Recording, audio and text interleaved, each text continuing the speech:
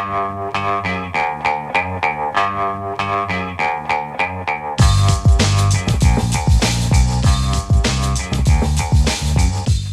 the Brian Lehrer Show on WNYC. Good morning again, everyone. So some of you of a certain age and may remember, and many others of you may have read about, the infamous subway shooting of 1984. A man named Bernhard Goetz gunned down 4 black teenagers on the number 2 train. And, of course, the media ran wild with the story. It was, of course, a real story. The New York Post and the Daily News published hundreds of pieces with sensational headlines, framing the teens as hardened criminals and Goetz as a sort of vigilante hero. It was an era-defining incident in the Koch 80s, the Reagan 80s, a time when crime and poverty were running rampant in the city, certainly compared to now, despite the fact that the shootings appeared to be basically unprovoked. To critics of Goetz, prevailing public opinion pretty quickly sided with him and celebrated the shootings as an act of bravery or at least self-defense from a mugging. Pulitzer Prize-winning historian Ann Thompson recently published a book that details the shooting and its political backdrop.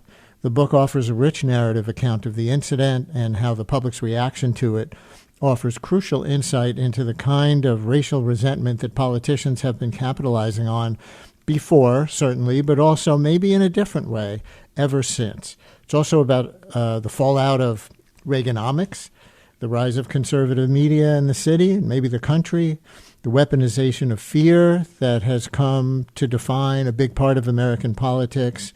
I'll also note that it's a page-turner. She dives into the lives of the victims, whose names are Darrell Cabey, Barry Allen, Troy Canty, and James Ramsour. And I mention their names because they are far less famous than Bernhard Goetz himself.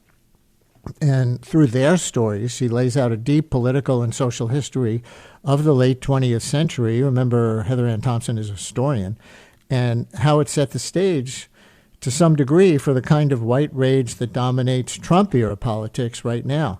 The book is called Fear and Fury, the Reagan 80s, the Bernie Goetz Shootings, and the Rebirth of White Rage. Ann Thompson is here with us now to talk about the book, and we'll also open up the phones, especially for some of you who may remember the Bernhard Goetz shooting. Heather, welcome back to WNYC. Thank you for coming on today. So glad to be here. Why this story at this time? Oh, well, I think it's in part because this story has so much resonance to where we are today, feeling a lot like cities are in crisis and feeling like the response to it that is too often encouraged is an unleashing of violence and rage on the ground against the people who are actually suffering it the worst. And I felt like this was a moment that we needed to go back to kind of lay the groundwork to better understand where we are now. Can you start by doing a short version of what actually happened on that train that day, the incident itself? Sure. So this is 3 days before Christmas in 1984. And 4 teenagers, as you mentioned, from the South Bronx decide they're going to get on this train to go into Manhattan with the intention of going to a video arcade to jimmy open the coin receptacles to get a few quarters. And that act itself was very common, particularly for teenagers in this period, because the economy was in very, very bad shape. Jobs had dried up, educational opportunities had dried up, and so teenagers were scrapping around to get money any way they could. So they're on the train on their way to do that. Meanwhile, another guy, a white loner by the name of Bernie Goetz, gets on this same train at the 14th Street station, and he has his own history that he's bringing to this, which is also a response to the city that is in serious trouble. He is angry at the trash piling up. He is angry at the decimation of social services, but he doesn't understand the origin of why these things are the case. He sees these as just the result of crime and dependency and black teens like the 4 that he now sits right across from. And one of the teenagers asks him for $5, in part because he wants to have a little cash when they go into this arcade to make it at least somewhat reasonable why they would be in there. And it appears that he's going to give him the money, but he stands up, turns, and immediately swings back around, having reached in a hidden holster with a .38 Smith & Wesson, assumes a combat position, and shoots the one kid who has talked to him in the chest, the one behind him in the back as he's trying to run away. And there's two more friends a little slightly down in the car, one at whom he shoots through the arm and into his lungs. And he shoots the fourth, but he misses. And then stunningly to eyewitnesses, he walks over there, looks at this kid who's now kind of cowering on the subway seat and says, "You look okay. Here is another." And he shoots him point blank range, severing his spinal cord. That is the beginning of what will become a story that goes over decades, really. And I think not only just changes New York, but really sends a message to America about the re-legitimization and legal sanctioning of that kind of act. Did Goetz have reason to believe that he was in the act of being mugged or about to be mugged, not just being asked for money? There was something, I think, in the narrative from Goetz's point of view that there was a weapon. Well, so actually, this is such a great question because he will go on the lam. He turns himself in 9 days later and then gives this extraordinary 2-hour videotaped confession in which he makes clear, as he put it, robbery had nothing to do with it, makes clear that even an earlier mugging that he had experienced several years earlier had nothing to do with it when he was asked, but that he didn't like the gleam in this one kid's eyes. And then he goes on this rant about essentially the decline of the city and the coddling of would-be criminals like these teenagers. So he didn't feel that he had any weapons directed towards him. In fact, that will become one of the biggest mistruths about this case, as meanwhile these victims are being villainized and weirdly also simultaneously erased from the story. Did any or all of the victims survive? So they all survived the shooting, although their lives were permanently marked thereafter, traumatized. In fact, only 2 of them still are living today. And the one most injured, they're all taken to local emergency rooms into ICUs with very severe injuries. But the most severely injured was Daryl Caby, the one who was shot deliberately the second time. And he was not only paralyzed permanently thereafter, was never able to walk again, but then suffered a coma and became also suffered brain damage. Did Bernhard Goetz get charged and stand trial? Well, so that too became part of the really extraordinary thing about this case at the time, which is that it was very difficult to bring him trial. One grand jury convenes and only wants to ultimately indict him on carrying an illegal weapons charge. And then the confession comes out. And so the DA goes back to it and does convene a second grand jury that will indict him on much more serious charges, including attempted murder. And thus begins one of the most traumatic trials, I think, in New York history. He hires Barry Slotnick, who many people might remember as having also defended, the likes of John Gotti, a very flashy, really brilliant lawyer. And thus a show, a pure theater kind of begins. And ultimately the jury, despite seeing the wreckage of this violence, despite the confession, despite all of this, ultimately does not find him guilty of anything worse than, again, the carrying of these illegal weapons, the owner. Why do you think the jury came to that conclusion? Well, that's one of the things that I had to really struggle with and try to figure out as a historian. You're looking at every piece of paper, every scrap of everything, and you're pulling it all back together again. And I have to say, it was really quite inexplicable, given the evidence that was presented. They are essentially being told that, as many Americans feel they are being told today, that up is down and down is up. What they're seeing with their own eyes didn't really happen. And, they clearly want to believe it. I mean, for starters, half of the jury picked had themselves been victims of crime in New York, including on subways. So it was mystifying and yet all too familiar at the same time. Does it mean the jury basically bought the premise that they were going to mug him? I asked you that question before, about whether they were going to mug him or flashed a weapon or anything, and you cited Goetz's own testimony, or not testimony in court, but the interview that he gave after the incident, where he said, no, this had nothing to do with crime. But, we're getting texts like this one. The teenager, quote, asks him for cash. Let's be honest, they wanted to rob him. I'm not saying Goetz shooting these kids was justified, but they looked at him as a mark and wanted to mug him. So people who remember it, a lot of people who remember it, have that impression. Maybe the jury did. Oh, I think absolutely. And I think it requires just taking just a pause to remember that one of the reasons why this is the story that now everyone feels that they know and has come down to us is that at the time, even before the New York Post and the New York Daily News knew who this guy was, they were already celebrating him as the death wish vigilante, the hero that the city needed, and were already publishing stories that, for example, these teenagers were carrying sharpened screwdrivers, that they were armed, that they were threatening him. Of course, none of this proves true, but those stories and that storytelling has an incalculable impact on the way people understand the story. And of course, it feels like that is exactly what would happen to certain white folks, particularly feeling like they're already nervous and scared about black teenagers.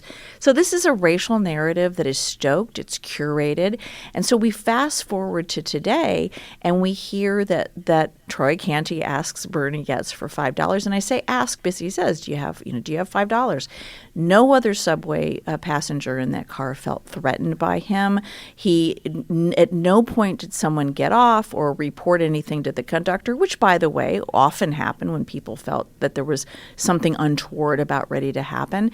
And Bernie Goetz himself does not get off. This all happens within 5 minutes of him getting on this train. So it really, when you read this, I really encourage folks to read this trial and the transcript and see the story as it actually happened. It is an extraordinary moment where we want to believe. I think the jury wanted to find him innocent, and the nation wanted to celebrate him. My guest is historian Heather Ann Thompson. Her new book is called Fear and Fury, The Reagan 80s, the Bernie Goetz Shootings, and the Rebirth of White Rage. We are getting some phone calls as well as texts from people who remember the incident. We'll take some of your calls next. 212-433, WNYC, 212-433-9692. Mike in Manhattan, you're on WNYC. Hello. Hello, Brian. Yes, I remember that. I'm 81 years old, and I remember this incident.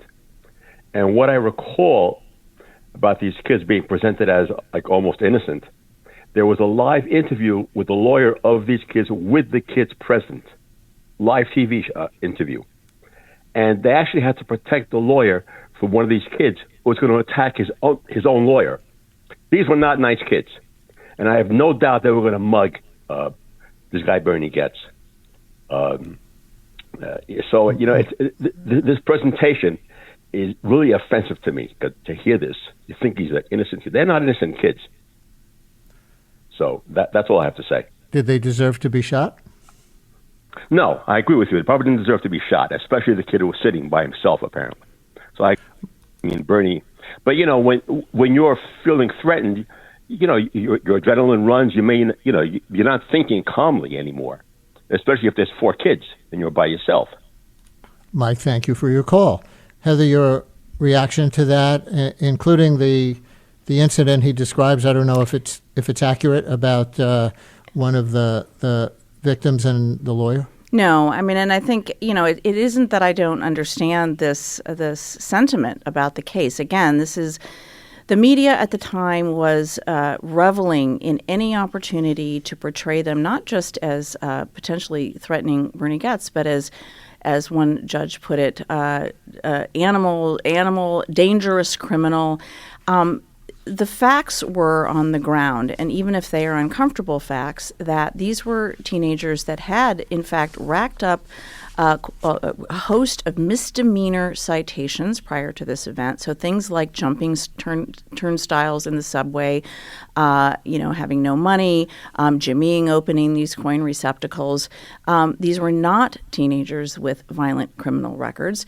And in fact, one of the reasons why New Yorkers come to this impression is that right when they are in the ICUs, they're recovering from these injuries, 2 Bronx judges suddenly look at all of these misdemeanor citations that they had not come into court for. And again, why? Because when you come in on a misdemeanor citation, you have to pay a fine, and issues this blizzard of warrants against them, and warrants for their arrest.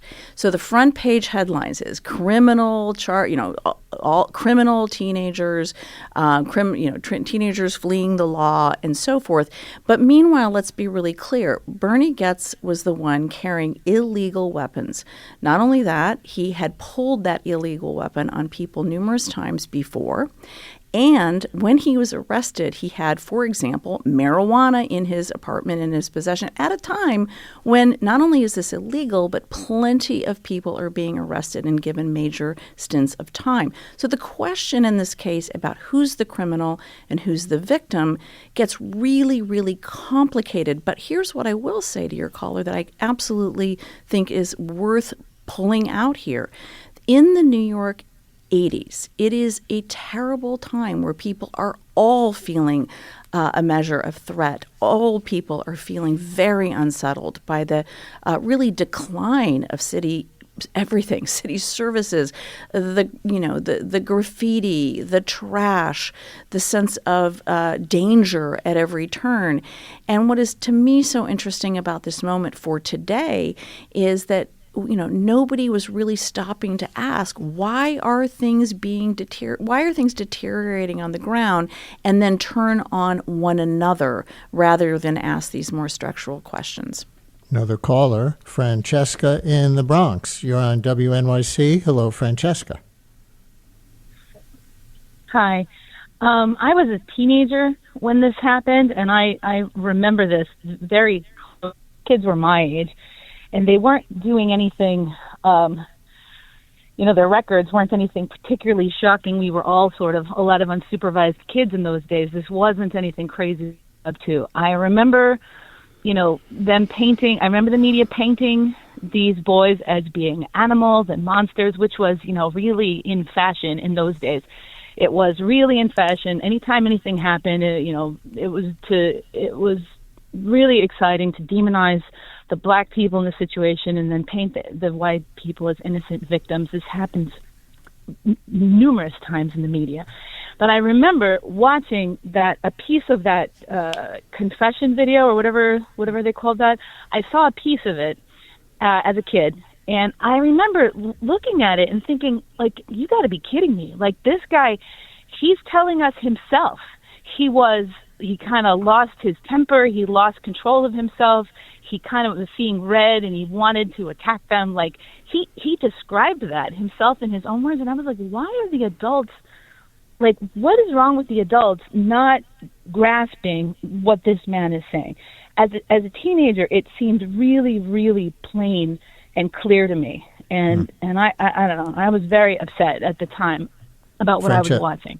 Thank you very much for your call. And you could tell from even the 2 calls that we took, and we're not going to have time to take more, but, you look at the board and people who remember the incident are still polarized over it. Tell me your about your decision not to interview Goetz himself for this book? He is still alive, living in the city, I gather, and giving interviews. He's even built a name for himself, I read, as a conservative political pundit.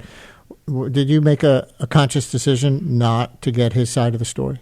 Ultimately, I did, and that is for two reasons. One, I am a historian, so to me, it's really, really important to just go back to the beginning and actually look at what everybody was saying at the time and what every piece of press coverage was at the time. And, I was digging into crime victims files and probation reports. I mean, you name the piece of paper, that's what I was basing this information on. But I was also in the beginning tempted to try, which I don't normally do, but to talk to both Goetz and the victims. And, tried to initially reach out to that end. And then I thought, you know what? I actually don't want to talk to Bernie Goetz. And the reason is because he would be yet again able to tell the story, in sort of retrospect, the present day version of the story. But I wasn't going to be able to interview all of the victims. I wasn't going to be able to give them the same time. Two of them were dead. One of them killed himself. It very likely appears on the anniversary of this horrific event. Another one had a drug addiction problem, ended up dying later on after a prison term. One of them was managed to go on and make a life for himself and is so traumatized by coverage, doesn't want to talk. But the main person I talk about in this book is unable to really give interviews because of the wreckage of this violence. So I decided not to, but his own words, as your previous caller said, were just so extraordinary. I mean, he doesn't just say that, I didn't like the gleam in this guy's eyes. He said, if I would have had more bullets, I would have murdered them all. He said that he would have tried to gouge one of their eyes out, but then realized that it was unnecessary at that point. This is a level of rage, and it's something that I'm inviting, I think, people to obviously, react to, have their opinions to, but I really invite them to the book, Fear and Fury, to kind of, read it from the beginning and take ourselves back to the 80s. And I think the resonance with today will feel both chilling, but it's also illuminating because I think it's a cautionary tale. Both why not to unleash this kind of rage and legally vindicate it, but also for us to really be leery of being told that what our eyes have just seen didn't happen and be leery of stereotypical explanations for what we think we saw.